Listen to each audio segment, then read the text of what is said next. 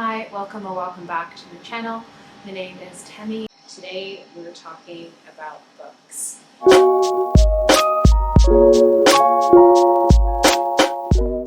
So I have been really mood reading for the past couple of months. You'll see that this video is about books that I've been reading in May and June, of which I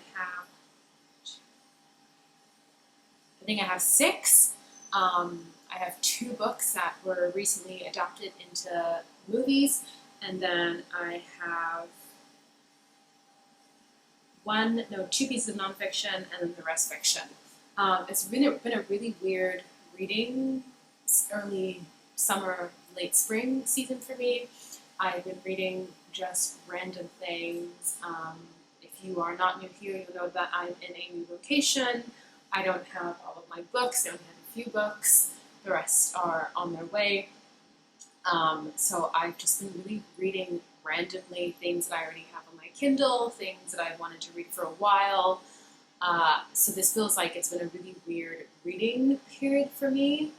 I feel like I'm in a season of reading where I want to read to escape and also read to learn. And that's a very difficult mix in one book. I read a lot for work, I read a lot for my PhD. So I find that I want things to get quite in depth quite quickly, and a lot of nonfiction is typically aimed at a more generalized trade market audience, which is totally fine. It just means that it's not hitting that space for me when I've been reading nonfiction. Nevertheless, let's get into it. I'm just going to start wherever. I'll start with May, I guess. So I read 3 books in May, and I read 3 books in June, and this is low for me. I started the year off, I think, reading 11 books, and then it just trickled down from there. But I am at 35 books for the year, which is more than I read last year. So I'm really glad that I've been able to get back into reading and make it a habit rather than scrolling on Instagram for 2 hours on the evening. Okay, so the first book I'm going to talk about is I Who Have Never Known Men. This is by Jacqueline Harpman, and it was translated from French between 1995 when it was first published and 2019 when I think another republishing of an English version came out in different editions. I've forgotten the name of the translator. Apologies for that. Roz something, I think. So I Who Have Never Known Men, I would say this is a dystopian book. I think it's quite popular in and around booktube, bookstagram communities right now, so you probably have heard of or seen the photo of the book cover floating around online somewhere. I read this as part of a book club that I've joined here, and I was pleasantly surprised by this book. I actually would say that I found this book really easy to escape into, which sounds weird if you know the synopsis. And I'll say the synopsis now. So in this book, I think we follow an unnamed narrator. She is the youngest of, I think, 30 women who are trapped in this bunker. So you start the book and they're trapped in this bunker. The women in the bunker have a lot more experience in society. What we know as the reader is that it is post-apocalypse, or the women have been trapped in this bunker and they're talking about the ways in which life in the bunker is different to the life they knew outside. So it gave me a lot of Kimmy Schmidt vibes, if anyone knows of that TV show. The reason why I say that I really like this, and basically we follow this one narrator who takes us across her journey as she basically follows the women escaping the bunker, and this happens really quickly in the book, so it's not a spoiler. Escaping the bunker and traversing the plains of this planet that they're on. We don't know if it's Earth, we don't know if it's Mars, we don't know if it is a human planet or anything like that.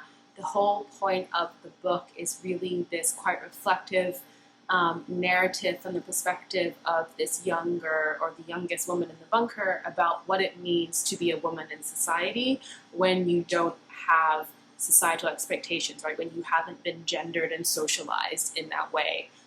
Even though she has been socialized and gendered because she was in the bunker by other women, she hasn't had other experiences of outside of that bunker experience. For me, this book was a book about trauma and post-traumatic stress disorder.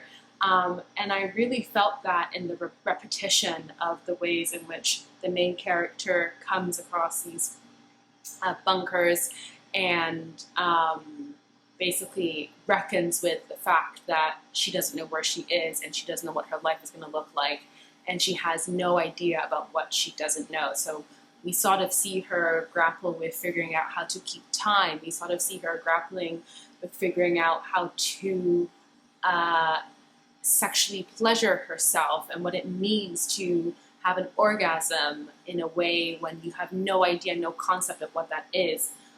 It was like, it's a very dark book, so it feels weird to say that I really enjoyed it, but Jacqueline's writing and way of capturing a sense of space and time in this book is just phenomenal. Like, from the first couple of pages, I was there in the bunker with them. It is definitely dystopian literature. It's definitely post-apocalyptic literature. There's a lot there about women's relationships, what it means to provide sacrifice, what it means to provide relief for someone who you care for but who is hurting. I wished a little bit that we had been able to dip into the other perspectives of the other women in the bunker rather than just the main character who is unnamed, just so that we got a bit more of a rounded, I would say, perspective, for lack of a better word, a rounded perspective of what it was like to be in that bunker rather than this one person. But other than that, it was a really enjoyable read about something really dark. I do feel like I disagree with the way that the book has been described or characterized. Like, the book's title is I Who Have Never Known Men. And when I read this, and I read, there is I forget if I'm misremembering this, but there is an introduction, either by the translator or by someone else, I cannot remember, which kind of talks about Jacqueline's, I guess, writing catalog, their perspectives on the book, and a close read of some of the passages in the first pages of the book. But the title of the book is sort of as though, and sort of the way that the synopsis of the book is as if though this unnamed character is grappling with the fact that she knows herself to be woman, but she hasn't had any experiences of men. So that sort of binary or opposite, of male-woman relationships, and how so much of womanhood can be described in society by being different to men, let alone not even thinking about other genders. But I would say that this book isn't that there is really a huge decentering of men, which feels at odds with its title, or is maybe because of the title, actually. There are no men, really, in this book. I mean, that's a lie, there are some men, but you don't hear from them. You don't know really what their role is, other than their role initially as overseer, and then after, like, the first chapter, that's not there. So I did find myself wondering why Jacqueline chose that title and what they were intending to do with it, because that was a little bit missing for me. And this is also the case I feel like I always have with translated fiction. Something is missing in translation, and also cultural translation as well. But yeah, overall, I really enjoyed this book, and I think it's a really good book club book. So that was an enjoyable read for me. The next book that I read is The Wyrd Sisters by Terry Pratchett. This is from the author of the Discworld series, if anyone knows that, which is sort of like a very long, epic adventure fantasy series. I don't read a lot of Terry Pratchett. I have started to read them because my partner is a really big fan of the Discworld series, and I wanted to know why he liked them so much. The Wyrd Sisters is, in a really short summary, a retelling of Macbeth that focuses on the three witches. And so it's really camp, it's quite funny, it's satirical, it kind of reminds me a little bit pantomime, like if it was in a book. I could see it being staged really well, which makes me wonder if it was written as a play at first. I don't really have much to say about this book. It was fine. Like, at sometimes it was difficult to read, but that was more because of, I think, the ebook formatting that I was reading on my Kindle than anything to do with the actual content of the book. And I will just, the description, if anyone is interested, is, three witches gathered on a lonely heath, a king cruelly murdered, his throne usurped by his ambitious cousin, a child heir and the royal crown both missing. Witches don't have these kinds of leadership problems themselves. In fact, they don't have leaders. Granny Weatherwax is the most highly regarded of the leaders they don't have. But even she finds that meddling in world politics is a lot more complicated than certain playwrights would have you believe, particularly when the blood on your hands just won't wash off. So you kind of get the sense that it's like, it's funny, it's a romp, it's campy. Well and truly, I don't have anything to say other than that, just like very much does what it says on the tin, and that's all there is to say. The third book that I read in May is Poor Things by Alasdair Gray. Again, this book is, I think, really popular on BookTube or Bookstagram, and then became more popular because it is now a major motion picture with Mark Ruffalo and Emma Stone. So Poor Things follows the life of this woman called Emma Baxter, who comes to life in a very, let's say, Frankenstein way by her, or Frankenstein monsters way, by Dr. Frankenstein-ish type character called Godwin Baxter. There is a love interest, or two love interests. There is Duncan Wedderburn, and then there is Archibald McCandles, or Candles, as Baxter calls him. And the blurb on the book is this: a life without freedom to choose is not worth having. Godwin Baxter's scientific ambition to create the perfect companion is realized when he finds the drowned body of the beautiful Bella, who he brings back to life in a Frankenstein-esque feat. But his dream is thwarted by Dr. Archibald McCandles' jealous love for his creation. But what does Bella think? This true story, or the story of true love and scientific daring, whirls the reader from the private operating theatres of late Victorian Glasgow through aristocratic casinos, low-life Alexandria, and a Parisian bordello, reaching an interrupted climax in a Scottish church. Wow, you can tell I haven't recorded to camera for a while. It's a bit difficult to speak. It's set in Victorian UK, Glasgow, and we basically follow the life and trials of Bella, Godwin Baxter, Duncan Wedderburn, and McCandles. The discourse around this book confirms to me that many children have been left behind.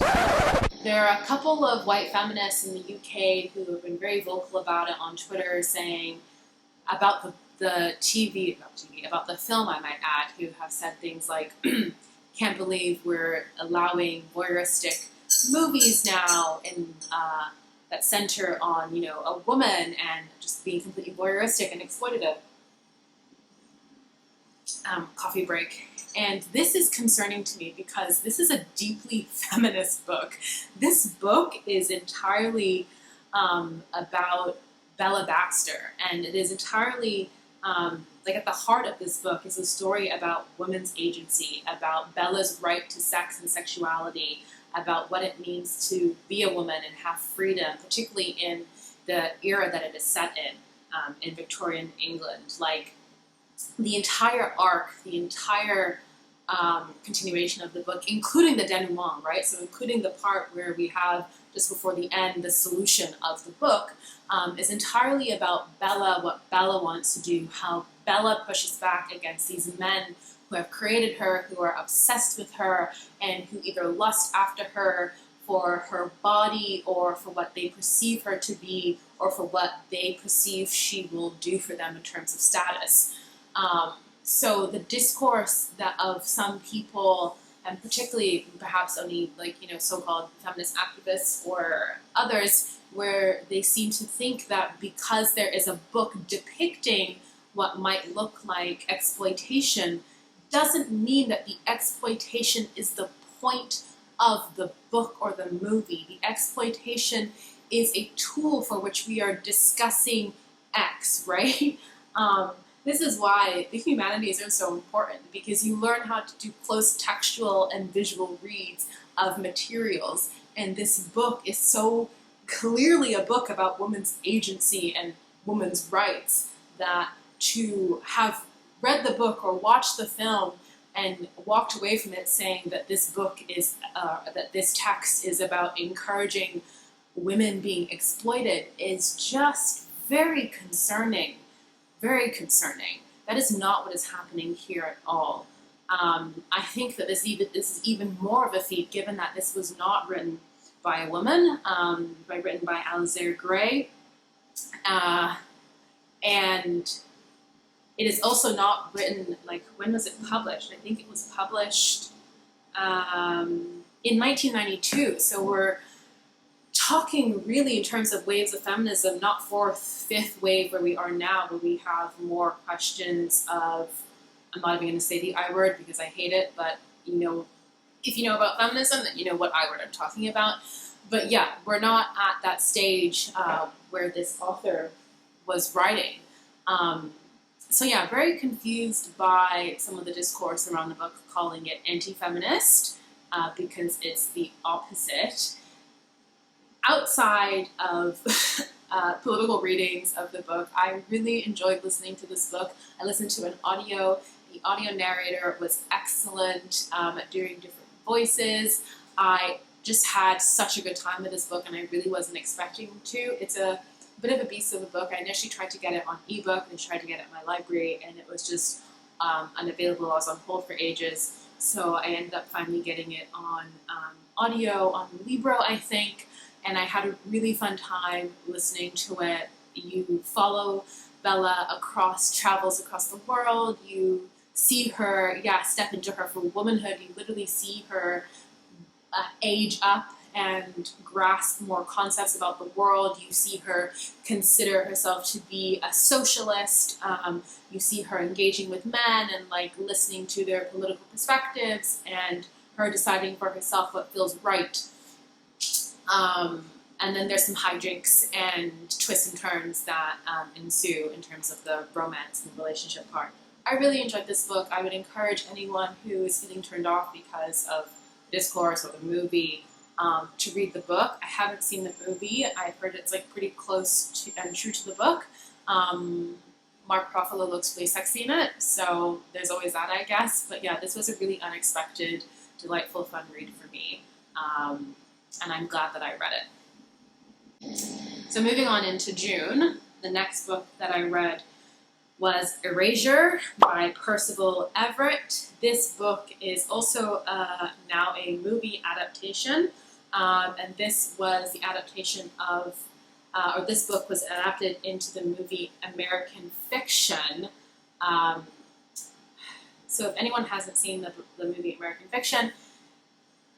Fiction is pitched at this sort of post-BLM reckoning with publishing being so white, of one character called Monk, who is an academic in literature who just wants to write books around his really niche interests in Greek mythology and other type of things as a black person, and is unable to do so and be paid well for that or be taken really seriously by publishers. And then there is this other woman character, I can't remember, who's kind of the antagonist, but not really. The publishing industry is the antagonist, and Nelson Monk's family really in this book, or movie as well. I can't remember, I want to say her name is DeWanda. In the movie she's played and portrayed by Issa Rae. Love her. And she basically is supposedly being someone who, how to say this, is engaging in Black trauma porn. So she has written a book called We's Lives in the Ghetto, or We's Lives in the Ghetto. I don't know which one it's supposed to be.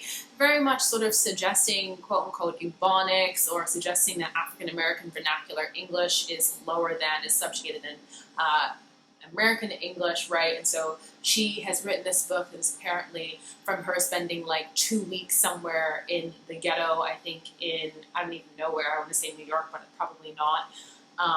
And then she writes this book and she sends it to publishers, and all the white publishers are like, oh my god, this is amazing, wow, what a real glimpse of what it means to be Black in America today. Monk is like, what the fuck? First of all, those aren't your people, that's not where you come from, and second of all, why is it only that in the publishing world, the only books that sell are caricatures of Black life, right? It's caricatures of Blackness as pain, Blackness as uneducated, all of those things. If you watch me, you know what we're talking about.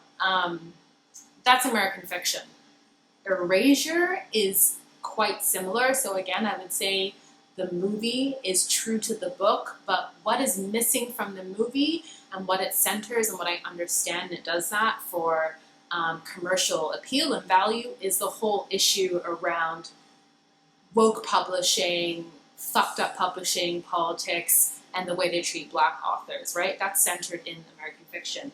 In Erasure, what's centered in the book is Monk's relationship with his writing, with his peers, and most importantly, with his family, most crucially, with his father.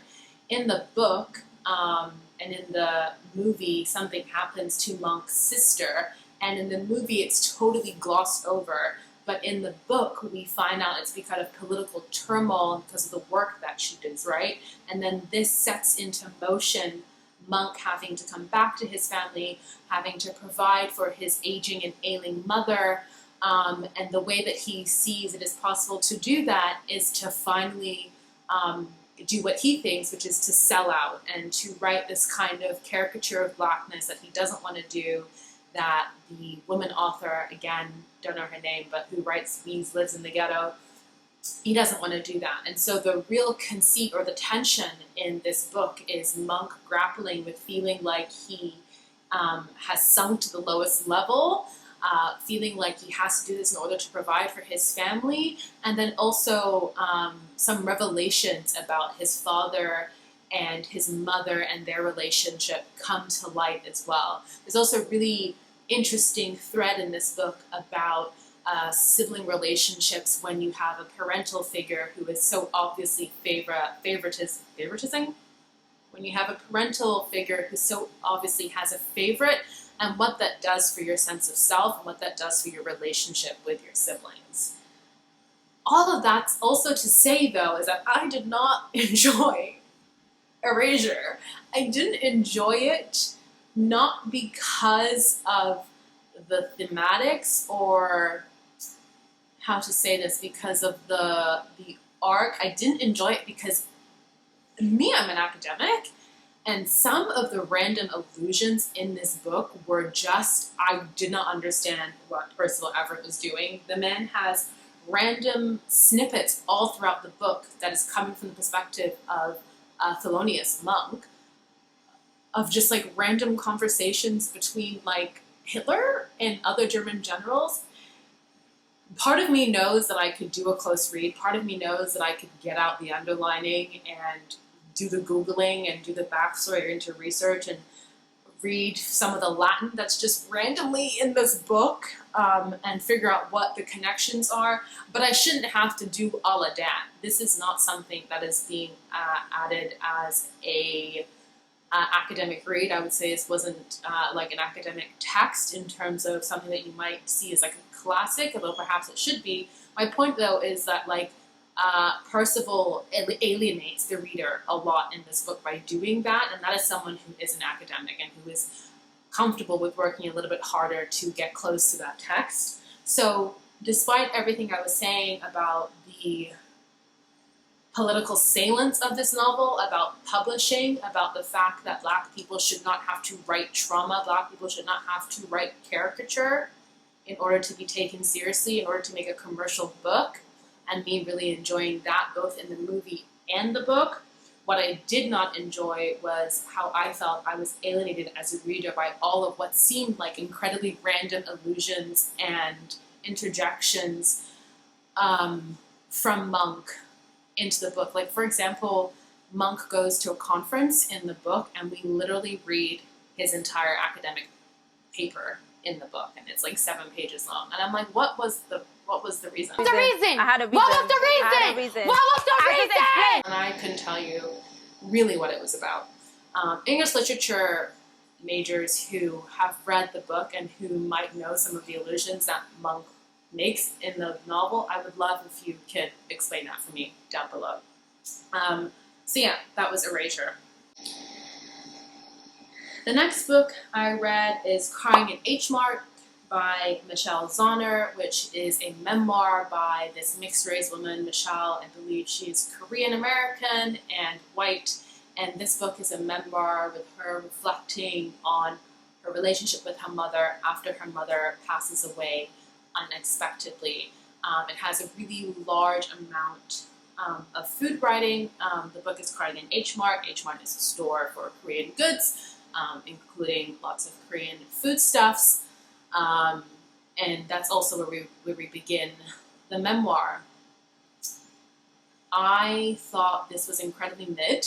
I am someone who is a real memoir fan. I have hopes to write my own memoir book one day. This was not doing it for me.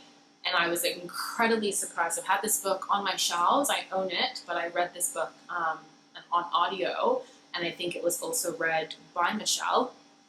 I read this, and apart from the first pages where she's reflecting on what she has lost, and she's watching other people, I think in H-Mart, engaging with their moms and their grandmas, and she's thinking about generations that has now been interrupted in terms of people who are alive or dead in her family, and feeling obviously sorrow and sadness for anyone who loses a parent. I really just don't understand the furor over this book at all. Like, it is incredibly mid. It is a very descriptive account. It reads like a diary. It reads like I'm reading a person's diary entries about what they did in their life. There's no real engagement with grief or loss as a thematic, which I kind of really expect in a memoir about grief and loss. I think it's an excellent piece of food writing, which I'm not sure was expected. I know that a lot of people were saying that they love the way that she blends identity to this relationship with food. For me, it's like, duh, like what else were you expecting about that? I really just don't think it's that great of a narrative memoir, to be completely honest. And this is also someone who, Michelle's mother died of the exact same cancer that my mother died of. So I was really expecting to be hooked in because we have such similar experiences down to the way that it happened. Although Michelle's account, it was a lot longer period of the cancer. My mother's account happened way faster, but also down to the age in which both Michelle and I were when our mothers passed, and also the age at which our mothers were when they passed, and also just reflections about relationships with our fathers, how we had always expected it to be our father to pass before our mother, and what that means when that doesn't happen. I really wish that I could have enjoyed this more because I felt like there was a lot there, but for me, there are better memoirs. The final book I read is another nonfiction book, and it is Doppelganger by Naomi Klein. What to say about this book? Doppelganger is a nonfiction book. It is a beast. I think it's like 15 hours long on audio, which is how I listened to it, but I also did tandem a little bit with ebook because I wanted to highlight some things for a project I'm working on. On the description of Doppelganger, again, the blurbs and the summaries of these books are doing a disjustice. I really want publishers to take some, a page out of curatorial work and look at how curators interpret pieces. Interpretation is the little panels that you see in art that explain the art that you're looking at. Y'all need to connect because what? So the description of Doppelganger is What if you woke up one morning and found you'd acquired another self, a double who was almost you and yet not you at all? What if that double shared many of your preoccupations, but in a twisted, upside-down way, furthered the very causes you've devoted your life to fighting against? Not long ago, the celebrated activist and public intellectual Naomi Klein had just such an experience. She was confronted with a doppelganger whose views she found abhorrent, but whose names and public persona were sufficiently similar to her own that many people got confused about who she was. I'll leave it there, but basically the way that this book is presented is this whole idea of mirroring and of doubles, right? Like, what does it mean when you are someone in the public eye, like Naomi Klein, who is continually mistaken for Naomi Wolf, who are both white women academics. So I recently found out that Naomi Klein is not a PhD. She does not have a advanced degree, whereas Naomi Wolf does. Naomi Klein actually dropped out 2 times, and Naomi Wolf is a doctorate. Naomi Wolf is a trademarked white feminist who has gone very much down into the mirror world, which is what is, again, the central argument, the central conceit in Doppelganger. The book Doppelganger is basically a political book about left and right, and the ways in which social media have reconstituted what that looks like, and how that reconstitution is also playing out in terms of things like COVID, or how that played out in terms of things like COVID. And so when I say it's about left and right, Naomi Klein says herself she is a woman on the left. Oh no, my camera is running out. Be right back. Okay, we're back.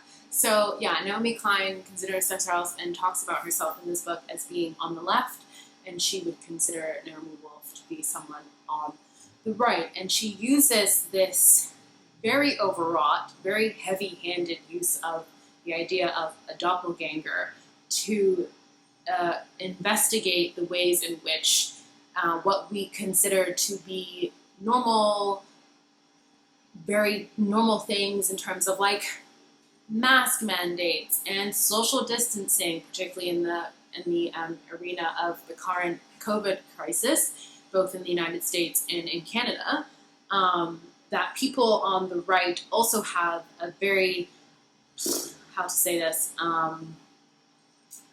even though we might think it is a political difference from ourselves, but they believe in that perspective. So, for example, Naomi Wolf and people and proponents like her think that mask mandates are conspiracy theories, and vaccine trackers are against the power of American people, and it's a way for the government to capture our data and for the government to control what we're doing in a very xenophobic way. This is always compared to the Chinese Communist Party, right, or the CCP. That is the central conceit of Doppelganger. The first part looks into the ways in which we mirror ourselves on social media. So Naomi Klein breaks down the fact that we have these profiles now where we are putting a version of ourselves online, and what does that version of ourselves do to our identity? What sort of fragmenting or fracturing does that do to our identity? And what does that mean also when we have algorithms that are shaping that then virtual identity we have, right? So she looks at it from that, which for me, that is very much my bag. I'm a tech policy strategist. I'm a digital rights expert. I absolutely know all of that. So the first part I thought was very powerful in getting more mainstream some of these issues that tech policy wonks like myself have been talking and debating about generally for almost the last 10 years. And then she takes, for the rest of part 2, a look into COVID and a look into the ways in which the mirror world fragments, and where people on the left thought, yes, we should have mask mandates, and the people on the right were absolutely despised of that. And Naomi Klein goes into the ways, again, in which social media captures people into either side of that mirroring, but also spends a lot of time very closely detailing what Naomi Wolf was doing and why this was upsetting to her.